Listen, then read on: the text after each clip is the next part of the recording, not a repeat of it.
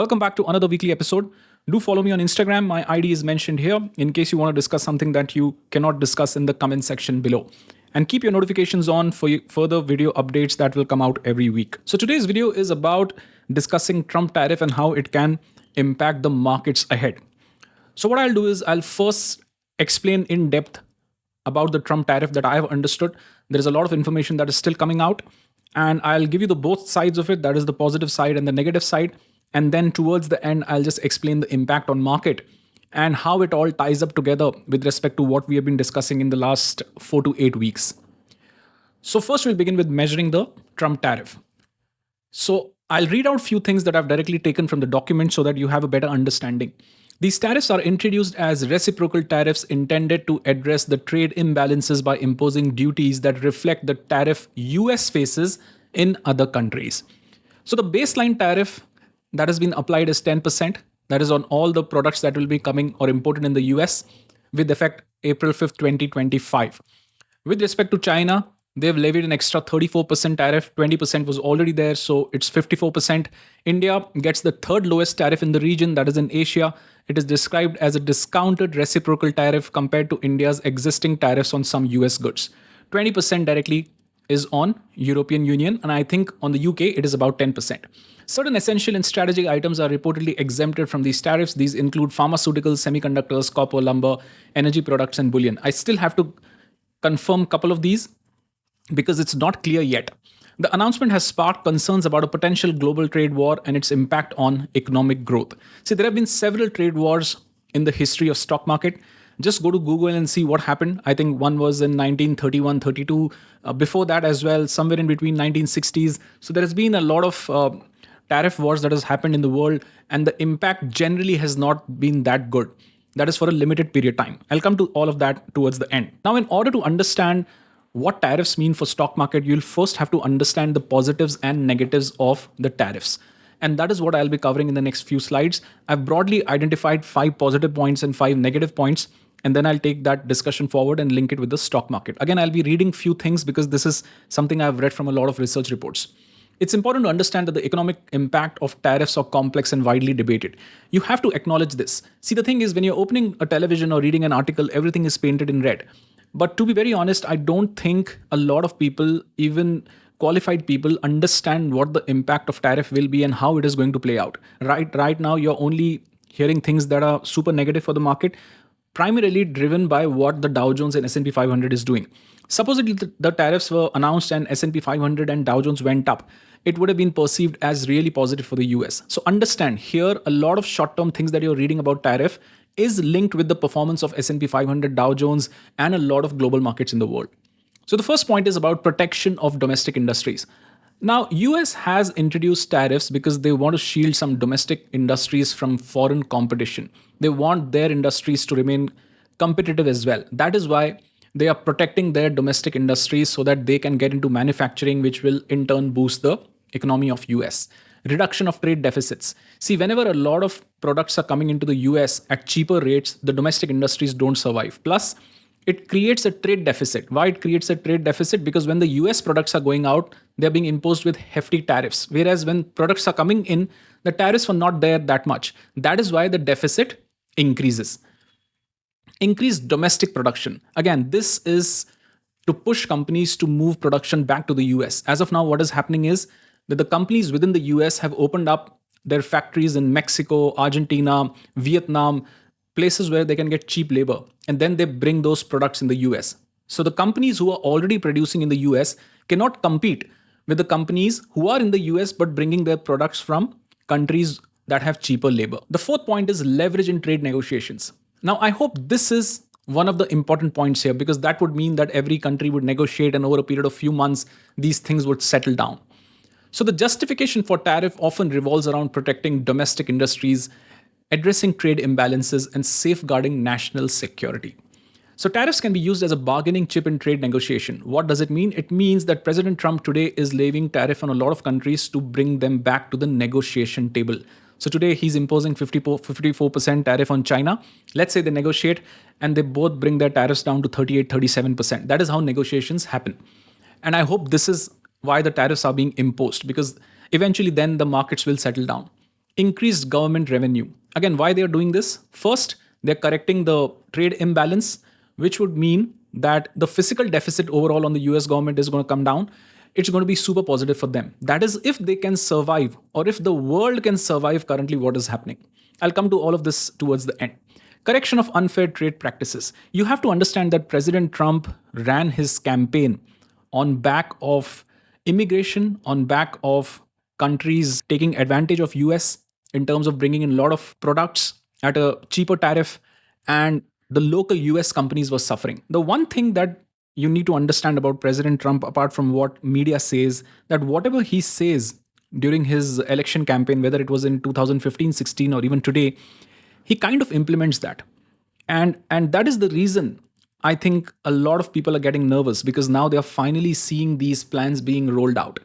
About a month back, a lot of people were making fun of it because a tariff imposition was not considered viable in terms of US economy. But you also have to understand here that US has to refinance a lot of debt this year. Plus, they have to borrow money to run their country and government. They cannot do that when the borrowing cost is so high. When President Trump started running for the office, 10-year yield was at 4.8%. Today, it is sub 4%. That is huge in terms of a government wanting to either refinance their debt or pile up new debt. So these were broadly the points about the potential positives of tariff. Now, let me quickly cover the negative part of the tariff. Now, when it comes to the negative, again, there are 5 broad points I've identified. The first is increased consumer goods.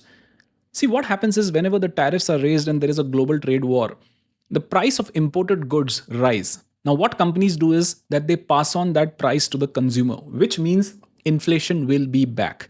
This is complex. It is complex because Federal Reserve, that is the Fed, has already said that they are not inclined towards cutting rates further. They want to see how things pan out.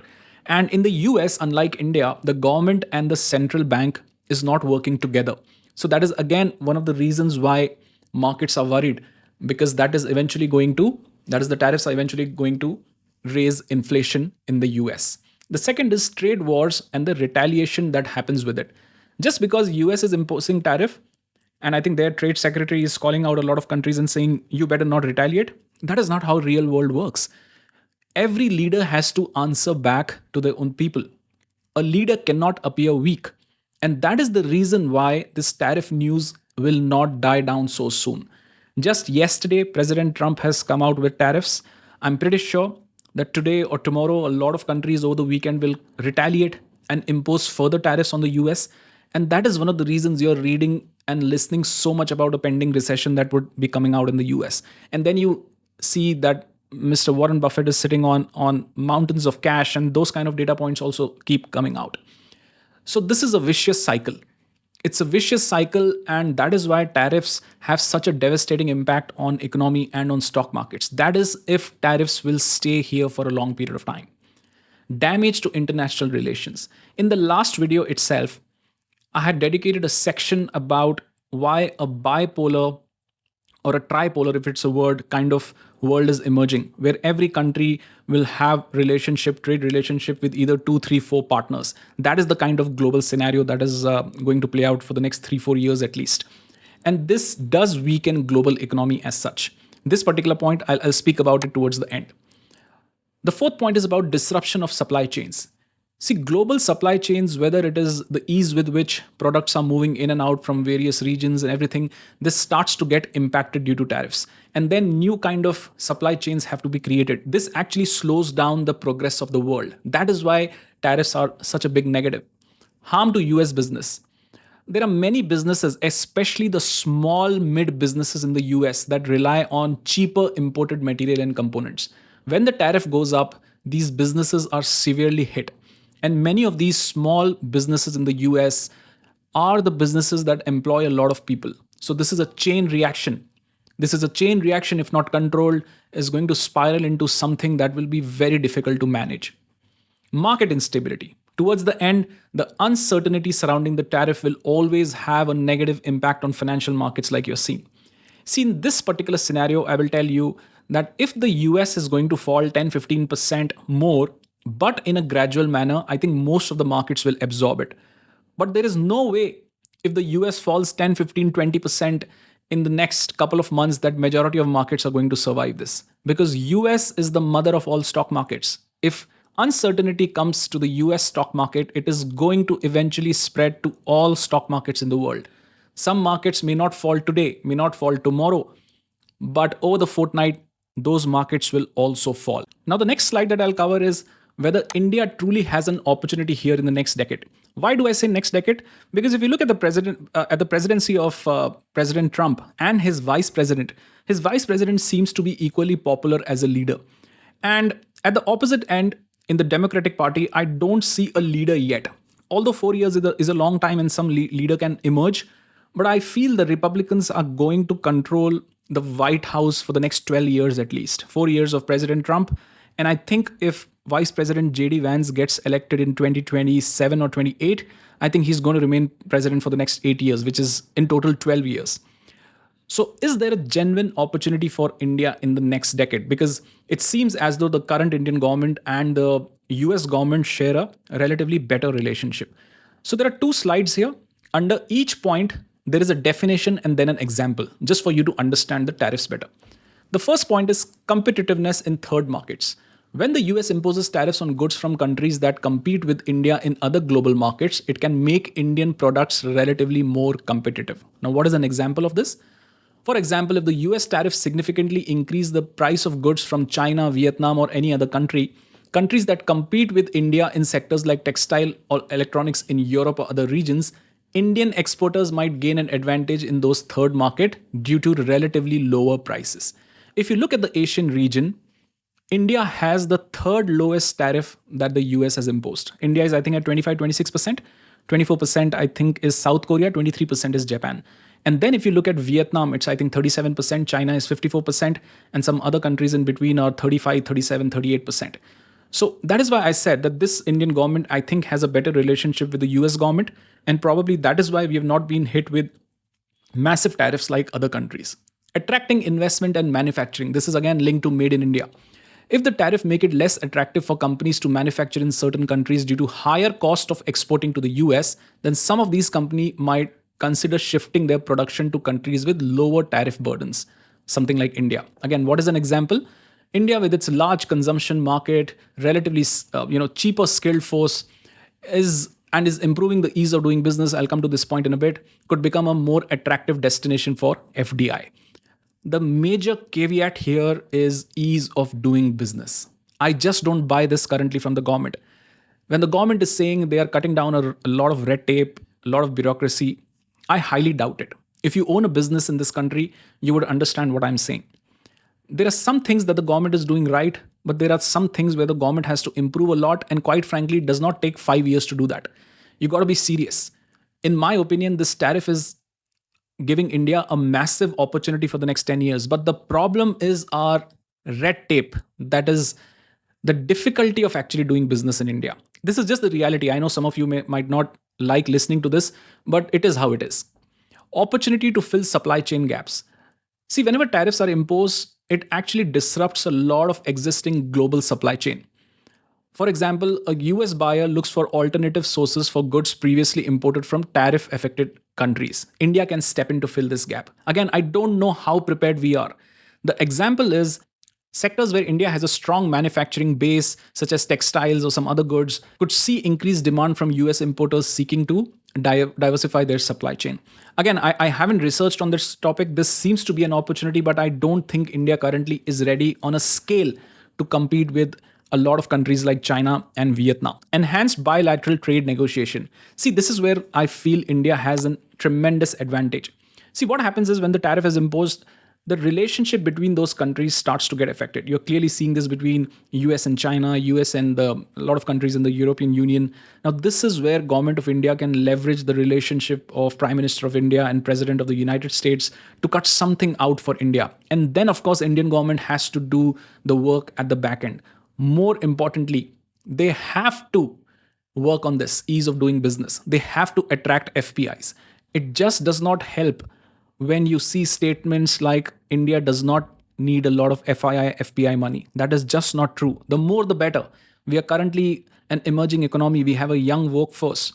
But we need jobs. We need investments. And I hope if this trade war is going to play out or drag out for a period of 18, 24 months, Indian government has the will and has the foresightedness to take advantage of this. I think will happen to the stock market.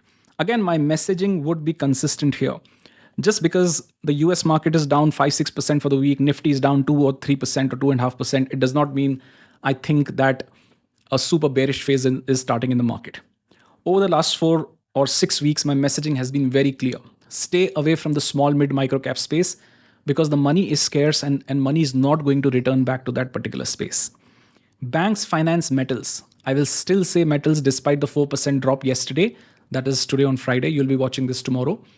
It's because it is just retracing back. Unless and until it violates the recent low that formed in 24-25, the trend does not change. That is the nature. That is the nature of market. It shakes you out.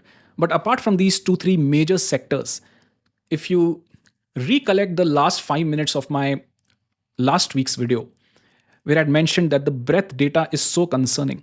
Apart from these 3 pockets, there is no leadership. And while the bottom has been made in banks, finance, in metals, some of fertilizer and chemical sector also, for the broader market, that is not true. And that is what I will maintain even today. But I will also tell you that it is the nature of market to climb the wall of worry. I've written the great wall of worry because in a way, a lot of things is related to what is happening between US and China. That is why in backdrop, I have the great wall of China here. So what is the wall of worry? The markets often climb the wall of worry, and this is what is going on now. In our markets, banks, finance, metals are attempting to lead. The important point I'll mark out here, and in this I will definitely credit the government and RBI, is that our fiscal deficit is in control. Let's say a massive recession is coming. Let's say a global market meltdown is coming in terms of economic performance. Government has the firepower to deploy a lot of money in the economy to boost it again. This is one point where I think government has done an excellent job along with RBI. And the good news, of course, is that the pessimism today outweighs the optimism. This has largely been true for 2025, and I think in the remaining months also this will be true. Now, what is the caveat to this theory? What theory? That eventually the market will climb the great wall of worry. A massive decline in the US won't be healthy for the world. That is in terms of market or something goes wrong. If this is going to continue, then of course in short term everything would head lower. US is the growth engine of the world, and I think we'll be fine in the medium term, but you need to keep your eyes open and assess the market on a week to week basis, not on an hourly basis, not on a daily basis. Week to week basis is fine. What are the 2 important data points that you have to track? The 2 most important data points in this cycle for me are dollar index and the 10-year yield benchmark in the US. US government has a lot of debt to renew, plus they want to take out new debt for its functioning. Lower cost of borrowing will be positive. And this is one of the theories I read in Bloomberg also, I think a couple of months back, that intentionally US government would want the markets to come down, at a faster pace, 10-year yield to collapse, because then they would be able to refinance their debt at a lower cost. And obviously that in turn will turn out to be great for the rest of the world also. Remember, a stronger US, a stronger China is excellent for India. A stronger US, weak China is still good for India. But a weak US and a weak China is terrible for India. Get this right. For emerging market, dollar will remain in a range of 95 to 105. Now, what is the path that the market can take, or path that you should follow? The path is much clearer for robust businesses with sound balance sheets. The first part of this video series, I've already told you how to identify these balance sheet, stronger companies.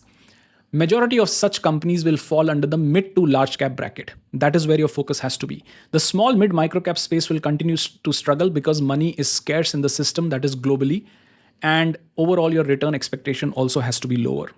There is one important point that I'll repeat from my previous videos also. Your time frame holding period has to be 8 to 20 months. If you're buying something, buy slowly, have a mindset of 8 to 20 months minimum.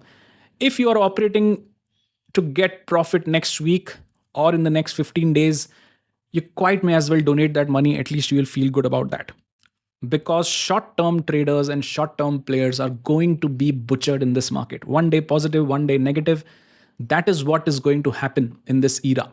And those who won't be able to adapt to this will obviously face the consequences for it. So I personally feel that the markets will be fine. Earlier, our markets went through a terrible phase of volatility. Now the US is going through that. Whenever that settles down, give it about a couple of odd months, this tariff news will settle down. then I think each hurdle that comes in the market will gradually take two steps forward, one step back, and keep climbing the great wall of worry. Because that is the nature of stock markets in the world. Selective pockets are still doing well. You have to focus on those selective pockets only. Till now, the breadth of the market is still exceptionally weak. I think last week I'd given an update that only 16% stocks are below 200 DMA. I think today that number would be down to 14 or 13%. So the breadth is weak. You just have about 13, 15% stocks from stocks to choose from. And whichever sector or pockets you like, have a mentality to gradually accumulate. The best case scenario for tariffs is that this is a negotiation tactic. If it is, then I think we'll be fine sooner than later. But if this trade war escalates, I think India has a massive opportunity for the next 10 years to capitalize on this and come out on top. It is just that we all understand some of our systems way better than a lot of people, and we know why this is so challenging. There are so many things that have to be done right, especially within the government and the machinery of the government, that one wonders whether we are even ready to take advantage of this. Well, our job is to hope for the best and plan for the worst. And certainly, I would like to end this particular video on this note. So have a great weekend ahead, guys. Take care, be safe, and have a great weekend.